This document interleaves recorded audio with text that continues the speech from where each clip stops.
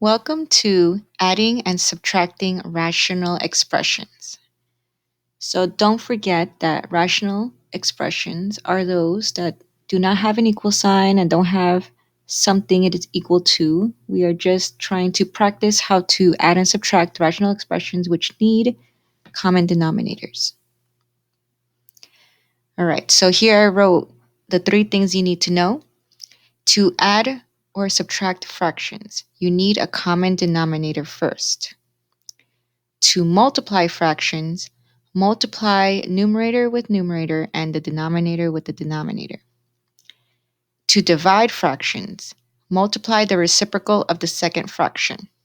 And that can be also done with these two acronyms. So here I have queso, and that sounds like cheese in Spanish. K means keep, S means switch, O means opposite. And KCF is keep, change, flip. So in the second part of this PowerPoint, we will be going over multiplying and dividing. But for now, we're just going to add and subtract. Right. So here's our first question. As you can see, we have different denominators going on. We have x minus 3 and we have x plus 1. So before you start, you're going to need a common denominator. Also, before you start, you should look for your excluded values. All right. What are excluded values? Those are values that you're trying to exclude, or the expression will become 0 on the bottom. So let me show you what I mean. If I look at the first rational term here, and you can see what I decided to exclude. I decided to exclude the number 3. That is because if I were to put a 3 there, if I were to put 3 plus 2 and 3 minus 3, this is exactly how it would look like. And you can see that the bottom would equal 0. And when you have an expression that has 0 in the denominator, it becomes undefined. And we do not want undefined equations or expressions. That is exactly what happens here with x equals negative 1, but this time it would be x equals negative 1 with the second term here, and I'll show you. The easy way of getting this is just to take your denominator after simplifying, after factoring and simplifying. So take your denominator and equate it to 0. And then you try to do your inverse operation, so subtract 1 on both sides, and you can see it's negative 1.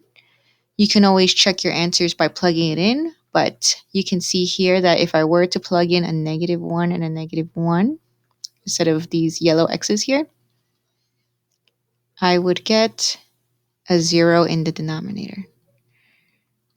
All right, so let me show you. So bringing it back here, negative 1 minus 1 is negative 2. Negative 1 plus 1 is 0. Not allowed. It becomes undefined because there's a 0 in the denominator. All right. So what I did was I decided to find the common denominator by making it the easiest combination it could be. It's going to be both individual denominators multiplied together. Because technically,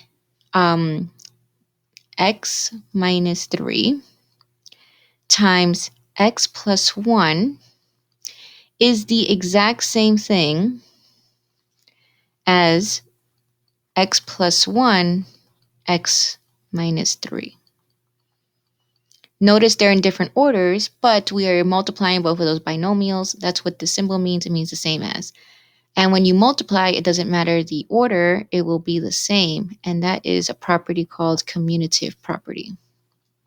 If that's a little confusing, what I'm trying to say is if you were to multiply 3 times 2, the answer is 6. If you were to multiply 2 times 3, that is also 6. So when you multiply, order doesn't matter. So you can see why having the common denominator of each other makes sense. And it doesn't matter that it's x plus 1 and then x minus 3, or the opposite way, everything is still the same value on the bottom. All right. One thing I did forget to mention, since we were aiming for this common denominator, we do not have to multiply them, but what you do need to multiply is, once you decide on what you need, so here I decided I needed x plus 1 to make a common denominator, whatever you multiply to the denominator, you must multiply to the numerator. Same thing for this one. Once I needed x minus 3, once I realized that, whatever you do to the denominator, you must do to the numerator. Okay, then from here, what I did, just so you guys can see, I took the top and I did x times x and x times 1. Then I did positive 2 times x and positive 2 times 1, combined like terms, and this is what I got. On this side, I did, because remember it's a binomial times a binomial, x times x and x times negative 3, negative 1 times x and negative 1 times 3, combined like terms, and that is what I got here. Notice these are still separate entities. I have a plus sign here and a plus sign here. I didn't do anything, but I am ready to do, ready to merge because I have the same denominators. So I am going to merge them as my next step here. So notice that everything in the top now came on the bottom. So this is the numerator of the left-hand side. It's right here. We have the plus sign is here. And this was technically a plus sign that was positive 1 that you had to distribute. But if you distribute a positive 1, nothing really changes sign. So whenever you add rational expressions, you do not need to show that step. So here I have the second numerator, and I just brought it down. Nothing changed because even though we're technically multiplying by a positive 1, like I said, nothing changes. And so all I did from here was combine like terms. So you can see that I could definitely combine x squared with x squared. I can combine positive 3x and negative 4x. And then finally 2 and 3. And what did I do with the denominator? The denominator, I kept it the same, as you can see from here. All right, here is my final answer. But you always have to mention your final answer with the numbers that we excluded in the first part. So remember, we excluded 3 and negative 1 because if I were to put a 3 here, it would become a 0 and the whole thing becomes a 0 on the bottom, which is undefined. And if I were to put a negative 1 here, it would become a 0, multiplying everything on the bottom as 0, and the denominator cannot equal 0. Okay, so before we start, we need a common denominator. You can see here that 3x squared is definitely not the same thing as x plus 4. So what did we choose? Before we keep going, we just need to do our excluded values. Don't forget our excluded values. We're going to go for 3x squared cannot equal 0. That's the value we're looking for. And what is the scenario if x equals 4 was 0? And for the first one, we get 0. For the second one, we get negative 4. And that is what I wrote here and here. Right. What is our common denominator? What I chose to be our common denominator was each other. So just the denominator from the left, I'm going to introduce it to the right, just like the previous question. And the denominator from the right, I'm going to introduce it to the left. And that's what I wrote right here. So as you can see, this one's a little different because I did multiply top and bottom. Like I said, whatever you multiply to the denominator, the numerator must get as well, minus bracket. So you can see this bracket here. The second fraction times whatever you needed. And why do I need that? Because this subtraction sign is really subtracting 1. So it's a negative 1 that you would need to distribute to the numerator part. So that's why subtraction is a little trickier and different from addition. So now we're going to go and multiply. So for the first step, all I did was take the 7x and distribute, and that's how I got 7x squared plus 28x. On this side, all I did was multiply 2 times 3x squared, positive 6x squared. But since I have a negative, I'm going to take this negative one and multiply it with the positive 6x squared. Notice we still have common denominators. I don't have to multiply them together. I know that 3x squared times x plus 4 that is not distributed is still the same value to each other. And as you can see, they are exactly the same. So we are ready to merge after you take this negative 1 and distribute it. Sorry, there's a lot of arrows in this one. So that's what I did. Instead of a positive 6x, it became a negative 6x squared. You can see the bottoms are looking the same, so that's why I merged them here. And then I just combined like terms. What did I combine? The 7x squared minus 6x squared to get x squared. Oops, sorry. I meant to say that was the final answer for that question. All right, so now for this one, this is just practice to make sure that you understand you do have to exclude some values, even if you add, subtract, multiply, or divide rational expressions. So let's take the first one. Remember, we don't want the denominator to be equal to 0. So you just have to think to yourself, what is x plus 2 equals 0? You can see it'll be negative 2. So that will be your excluded value. So you can either say x equals negative 2 is excluded, or you can write like I wrote down here. I'll trace it over so you can see. X cannot equal negative 2, whichever way you want to write it. So you can either write it just like I did in yellow with the word exclude, or x cannot equal negative 2. Let's do the next one. So for the next one, I'm going to need some space actually. All right, so for the next one, you have x squared minus 1 equals 0. So what you do here is you can add 1, and then you can take the square root. So it's the square root of plus or minus square root of 1, which means your answer is plus or minus the square root of 1, which is 1. So that is your answer. It's going to go there.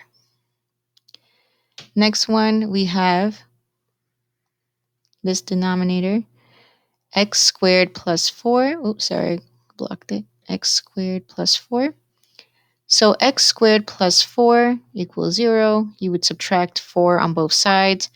You would take the square root of both sides, so plus or minus negative 4.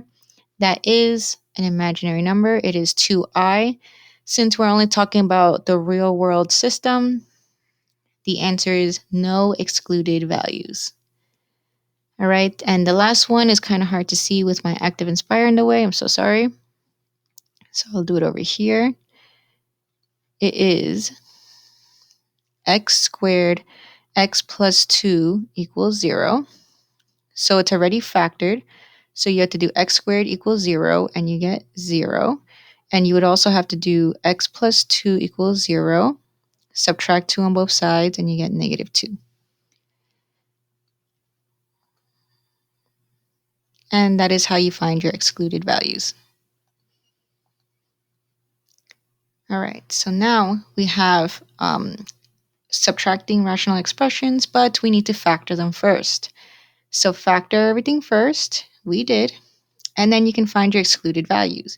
You have to find it for every single term in your factored form. So this would be 3, this would be negative 2, this would be 3, and this would be negative 5. You do not have to mention x equals 3 twice. You can just mention x equals 3, x equals negative 2, and x equals negative 5. Okay. What are we going to use for your denominator? As you can see, I kind of color coordinated to see what's happening. I have x minus 3 and x minus 3 happening there. I have x plus 2 and I have x plus 5. So if you look at it carefully, if I introduce x plus 5 here and I introduce x plus 2 here, then your common denominator can be all of those three colors together. It would be x plus 3, x minus 3, x plus 2, and x plus 5. That's our common denominator. So we're introducing only a binomial to each. And what I wrote here is do not forget to distribute your -1 to the numerator because we are subtracting. So technically, this is a -1 that you're going to have to distribute to the numerator. But that's going to be last. What you should take care of first is whatever's within the brackets, the parentheses. So do this first. So you would multiply 5 to x and 5 to 2. Then you would multiply everything with a -1. So notice I did that first. I'm finally ready to distribute a -1 to the numerator. I have common denominators, so I will be merging them. All right, so that means that this is from the left fraction. This is from the right fraction. Notice everything turned negative because it was positive 5x and positive 10, but we multiplied by a -1. And then you're just ready to combine like terms. The only two terms you can combine are positive 15 and -10 and put them in the correct order. And that is why 3x squared minus 5x plus 5 is your final answer. All right. If you have any questions, please let me know through email or remind. This template was from SlidesGo. Thank you for watching.